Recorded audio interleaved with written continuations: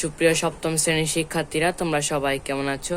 আশা করি তোমরা সবাই খুবই ভালো আছো। তো আজকে আমরা সপ্তম শ্রেণীর গণিত বইয়ে প্রথম অধ্যায় অনুশীলনী 1.2 10, 11 আর 12 নিয়ে আলোচনা করব। তোমরা শেষ পর্যন্ত ভিডিওটি অবশ্যই দেখবে। ভিডিওটি শেষে অবশ্যই একটি লাইক দিয়ে যাবে। তো চলো আমরা মূল ভিডিওতে চলে যাই। তো প্রথমে আমরা 10 নাম্বারটা দিয়ে শুরু করব। 10 নাম্বার বলেছে 3 দশমিক স্থান পর্যন্ত বর্গমূল নির্ণয় করা। আমরা আগে ক্লাসে করেছিলাম যে 2 নাম্বার পর্যন্ত 2 দশমিক দিয়ে, এখন আমরা করব 3 দশমিক দিয়ে।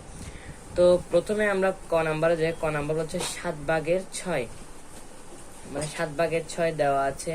তো আমরা একটা শর্টকাট বা নিয়ম করতে পারি, মানে এরকম বর্গমূলের মতো না করে আমরা শর্টকাট নিয়ম করতে পারি। তো চলো ফার্স্টে আমরা সংখ্যাটা তুলে নিব। তো আমরা মানটা কিন্তু লিখে নিয়েছি 7/6। এখন আমরা কি করব? এখন আমরা এই যে হর আছে না, আমরা তো চিনি এটা হচ্ছে হর আর এটা হচ্ছে লব। এখন এই যে হর, এই হরকে আমরা লব দ্বারা কি করব? গুণ করব, সরাসরি গুণ করে দেব, সরাসরি গুণ করব এবং হরকেও হর দ্বারা গুণ করব। তো আমরা দেখি, চলে যাই, লিখি। এখানে আমরা একটা রুট দিয়ে দিব, কারণ এটা বর্গমূল নির্ণয় করতে বলেছে। 6 গুণন এখানে 7টা এখানে বসিয়ে দিব, আর এখানে 7 যেটা, এটার সাথে হর 7টা বসিয়ে দিব। তো আমরা এখানে লিখি লব ও হরকে 7 দ্বারা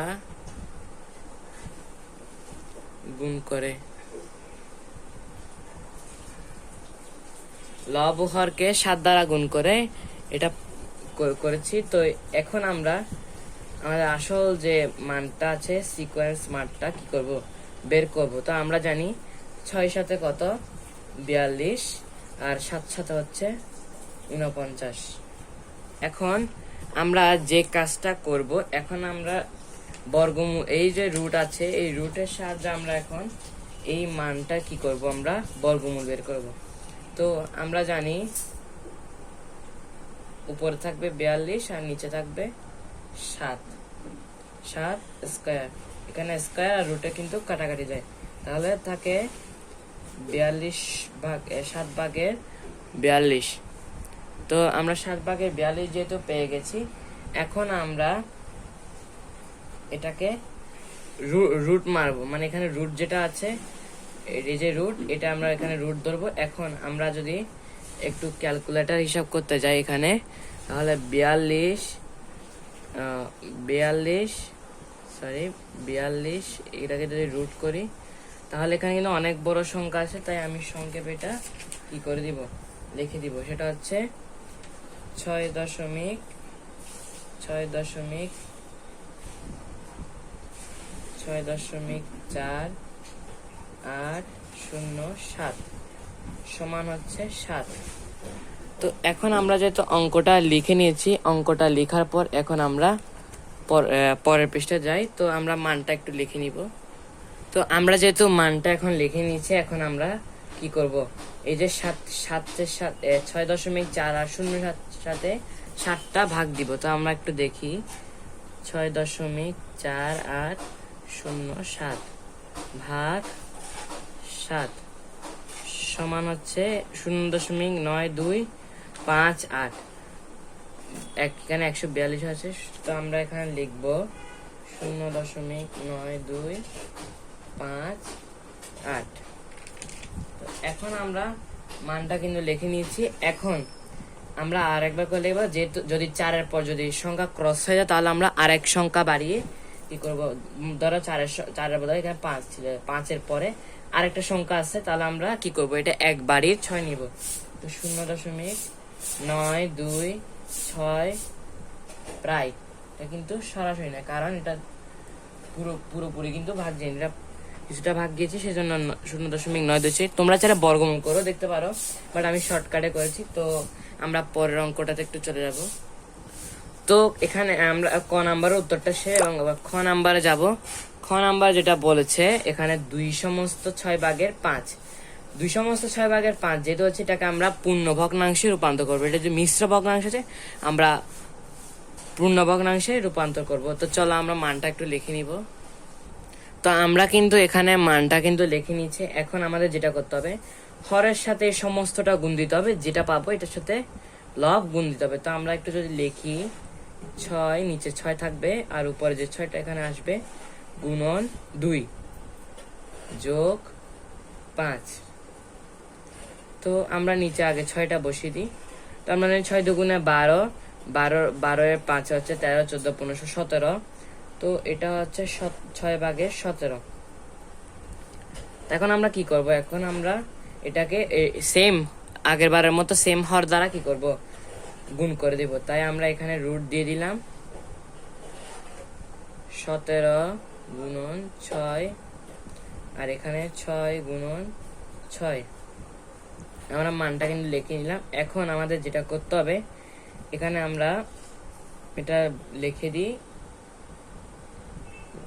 আগের রুটটা বসা। আমরা 6 6 হচ্ছে 36 আর আমরা 17 গুণন 6 এর একটু হিসাবটা করে দেখি, 17 গুণন 6 102। তো এখানে যেটা বলবে সেটা হচ্ছে 102। এখন আমরা 36কে রুট দিয়ে ভাঙবো। তো আমরা জানি 6 6 36। তা আমি আর এখানে স্কোয়ার দিয়ে করছি না। এখন আমাদের যেটা করতে হবে, 102কে কিন্তু রুট দ্বারা কি করতে হবে, ভাঙতে হবে। তো চলো আমরা এটা ভেঙে নিই। আমরা যদি একটু 102কে যদি রুট দ্বারা যদি ভাঙি তাহলে এখানে পাবো 10.009। তো আমরা যেহেতু এই মানটা পেয়ে গেছি তাই আমরা মানটা লিখে নিব, 10.099। এখন আমরা এখানে 6টা বসিয়ে দিলাম। এখন আমাদের মেইন কাজটা হবে 6 দিয়ে এই 10.099কে কি করে দেওয়া, ভাগ করে দেওয়া। তো আমরা আরেকবার যদি এই ক্যালকুলেটর একটু মারি, 10.099 ভাগ 6, এখানে আসছে 1.683। যেহেতু সংখ্যাটা বেশি তাই আমরা লিখি 1.683। তো এখানে আমরা মানটা লিখে নিয়েছি। তাই এখন আমরা এটাকে ধরবো, প্রায় ধরবো 1.683। এটাই হচ্ছে আমাদের উত্তর, প্রায়। তো এখন আমরা কি করব, এখন আমরা পরের অঙ্কটাতে চলে যাব। তো আমরা গ নাম্বার প্রশ্নটা হচ্ছে 7 সমস্ত 13 ভাগের 9। তো চলো আমরা এই অঙ্কটা আগে লিখে নিব। তো আমরা এখানে কিন্তু মানটা লিখে নিচ্ছি। এখন আমরা আগের বারের মতো সেম কাজটা করব, হরের সাথে এই সমস্ত গুণ তারপরে যোগ। তো আমরা আগে লিখে নিই, এখানে 13 আর এখানে হচ্ছে 13 গুণন 7 যোগ 9। তো আমরা একটু এখানে হিসাব করে নিই, 13 গুণন 7 যোগ 9, তাহলে এখানে আসছে 100।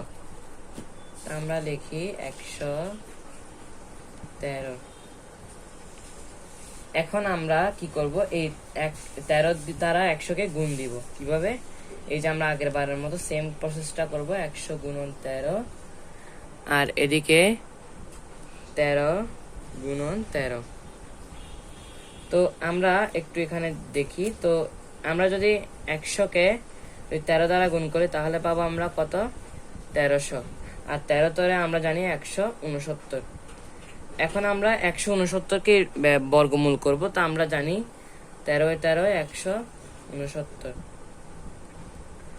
এখন আমরা এই 1300কে রুট দিয়ে ভাঙবো। তো 1300 আগে মানটা লিখে নিব।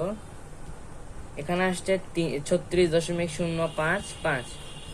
তা আমরা এখানে মানটা লিখি 36.055।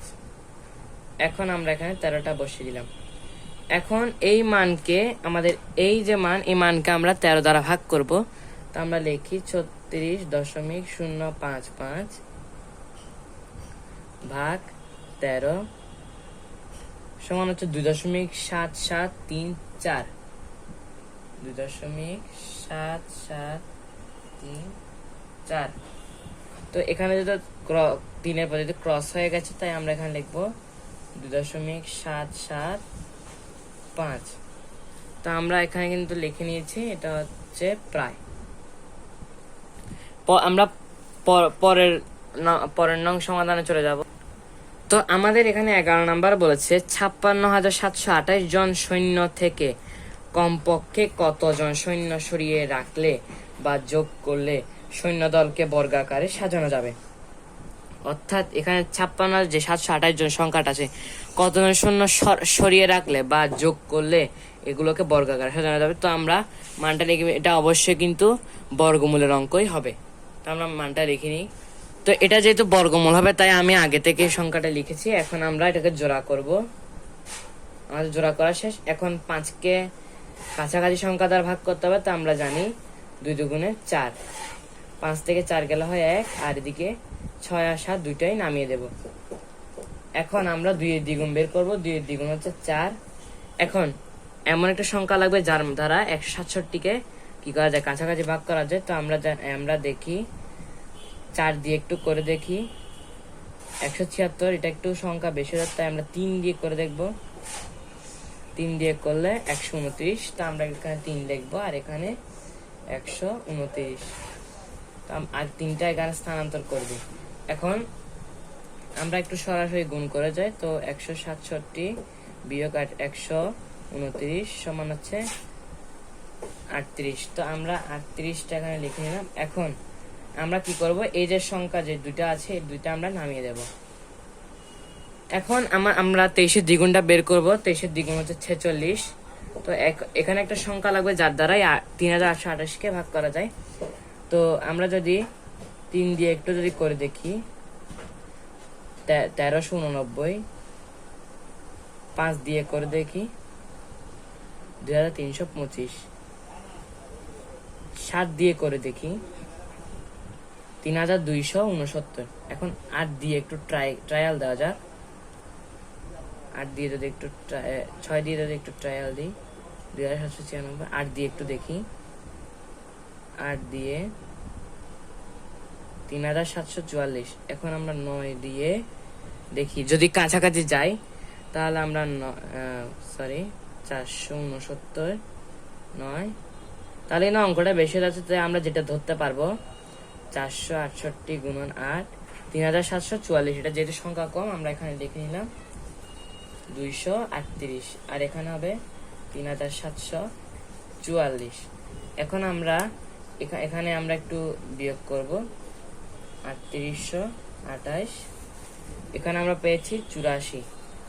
তো আমরা যেহেতু ভাগ হয়েছে, এখন আমাদের যেটা করতে হবে সেটা হচ্ছে, এটি কিন্তু পূর্ণবর্গ সংখ্যা নয় যার কারণে এটা হবে না। তাই আমরা লিখি সংখ্যাটি পূর্ণবর্গ নয়।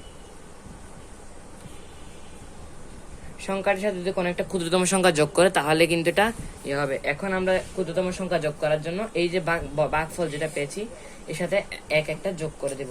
তাহলে 238 যোগ 1 সমান হচ্ছে 239। এখন আমরা 239 গুণ 239 স্কয়ার করব। তো আমরা 239 গুণন 239। তো আমরা এখানে যদি একটু ইয়া করি 239 গুণন 239, তারপর 57,121। 57,121। এখন আমরা এখান থেকে ওই সংখ্যাটা ভাজ্যটা কি করে দিব, বিয়োগ করে দিব। তো আমরা লিখি ক্ষুদ্রতম সংখ্যা সমান হচ্ছে 57,121 থেকে 56,728। এখন আমরা কি করব, এই সংখ্যা দুটোকে বিয়োগ করে দিব। 57,121 বিয়োগ 56,728। তাহলে এখানে আমরা পাবো 393। যাবে। অতএব যদি এখানে 393 জন সৈন্য সরিয়ে রাখা হয় বা যোগ করা, তাহলে কিন্তু এই সংখ্যাটা কিন্তু পূর্ণবর্গ সংখ্যা হবে। তো আমরা পরের অঙ্কটাতে একটু চলে যাব। তো আমাদের পরের অঙ্ক 12 নম্বর বলেছে, কোন বিদ্যালয়ে 2704 জন শিক্ষার্থীকে প্রাত্যহিক সমাবেশ করার জন্য বর্গাকারে সাজানো হলো। প্রত্যেক সারিতে শিক্ষার্থী সংখ্যা নির্ণয় করে। এটাও কিন্তু সেম বর্গমূলের মতো, বর্গমূল মানে ভাগ করে বের করতে হবে আমাদের। তো চলো আমরা মানটা লিখে নিব একটু। তো তো আমরা কিন্তু এখানে কিন্তু সংখ্যাটা লিখে নিয়েছি, তো আমরা এই জোড়াটা করে নিলাম। এখন আমাদের যেটা করতে হবে, এই 27-এর একটা কাছাকাছি বের করতে হবে। তো আমরা জানি 5 5 25, 7 থেকে 5 গেলে হয় 2, আর এদিকে থাকে 204। তো এখন আমরা 5-এর দ্বিগুণ বের করবো। 5-এর দ্বিগুণ আমরা জানি 10। এখন আমাদের এমন একটা সংখ্যা বের করতে যার দ্বারা এই 204-কে কি করা যায়, ভাগ করা যায়। তো আমরা 2 দিয়ে একটু ট্রাই দিয়ে দেখি। 2 দিয়ে ট্রাই করলে কিন্তু আমাদের সরাসরি কিন্তু 204টা বের হয়ে গেল। তো আমরা 2 লিখলাম, এখানে হচ্ছে 204, এখানে হচ্ছে 0 আর হচ্ছে 2। তাহলে আমাদের প্রত্যেক সারিতে হচ্ছে শিক্ষার্থীর সংখ্যা হচ্ছে কতজন, 52 জন। তো শিক্ষার্থীরা, আজকের এই ভিডিওটা এতটুকু। আশা করি তোমাদের সকলে ভালো লেগেছে। ভালো লাগলে অবশ্যই একটি লাইক দিয়ে যাও, আর পরে ভিডিওগুলো পেতে চাইলে চ্যানেলটাকে সাবস্ক্রাইব করে দিও। দেখা হবে তোমাদের সাথে পরবর্তী ভিডিওতে। ততক্ষণ বুঝে সবাই ভালো থেকো।